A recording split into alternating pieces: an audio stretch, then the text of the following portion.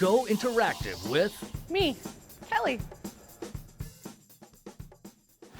Things are really starting to take shape here at the new Nanaimo SPCA building. I'm here with manager Leon Davis. Leon, it's not called the new Nanaimo SPCA building. It's not, although I hear a lot of people calling it that. It's got a fancy new name. It is the SPCA Nanaimo and District Community Animal Center with a focus on community. Awesome, and today we get to have a tour. We do, let's go. This is going to be one of my favorite areas, especially in the summer, and I think the community are probably going to agree. This is going to be our multi-purpose room patio. It's really going to be a full-service center, so you can come down, walk your dog, use the off-leash dog parks. There's going to be even like a dog wash station where you can kind of shampoo and rinse your dog, and then come down, have some coffee, maybe buy something, maybe adopt an animal on your way out. It's huge in here. Isn't it huge? It's so much different than what you've been living in. Oh my goodness, it's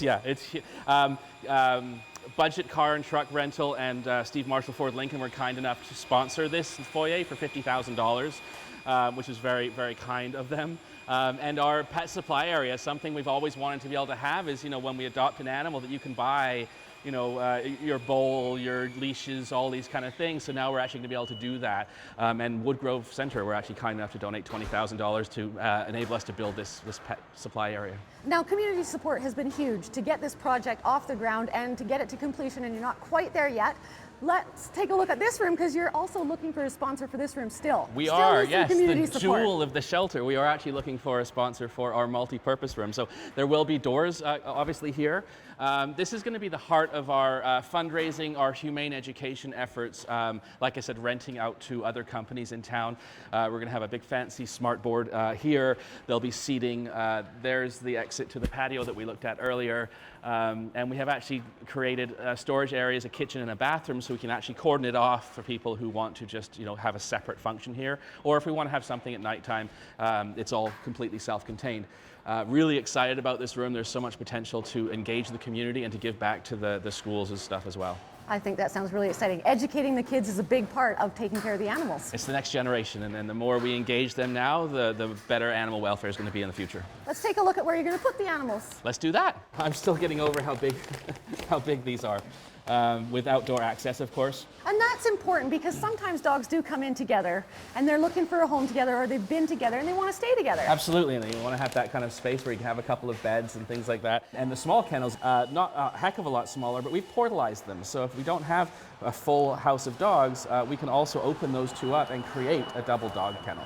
Perfect. One of the things that we've always been lacking at the Nanaimo shelter is a room for small animals, our rabbits, our guinea pigs, our chinchillas, our lizards. Like, the list is so extensive. It's not just cats and dogs.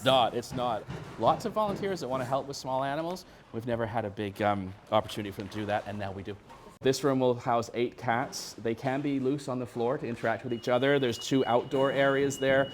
You can't see the outside part, but there will be mesh, so they'll have natural light and they can run around. The cat flaps in the doors. But they also will have their own cage as well if they want to kind of retreat and just hang out in their little house. We plan to keep the grounds actually open till probably 8 or 9 o'clock every night. So from 9 till 8 or 9 till 9, people will be able to come down and access the grounds and the dog parks. That's great for people after work. Isn't it great? There will be big lights, so it will be lit. And there'll be water and stuff available for the dogs. We will have the actual shelter itself open till 9 o'clock, at least 2 days a week as well, which is something people have always wanted. This actual part of the project, we do have budgeted in for all of the fencing and the landscaping.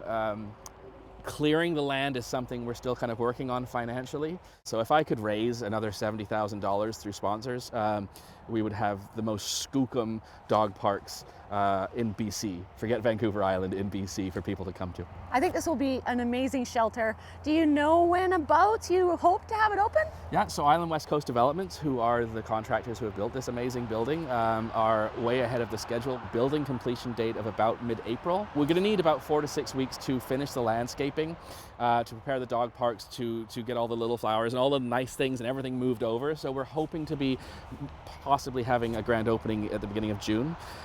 Fingers crossed. I'm super excited. Me too. I think it's going to be a great place for the community and for animals and animal lovers. Thanks for showing me around. You're welcome.